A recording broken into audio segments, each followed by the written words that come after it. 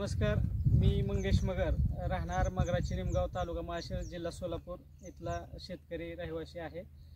माझ्याकडे 4 प्रकारच्या वेगवेगळ्या फळबागा आहेत। त्यामध्ये आंबा आहे, सीताफळ आहे, पेरू, जांभळ आणि बेडला प्रत्येक वर्षी आपल्याला सपोर्टसाठी माती लावावी लागते, खतं टाकल्यानंतर, शेणखत टाकल्यानंतर, आणि ते आपल्याला झाकलं पाहिजे। अशा ह्या हिशोबाने आम्ही आपल्या सॉन कंपनीचा 22 ब्लेडचा रिव्हर्स फॉरवर्ड रोटर घेतलेला आहे।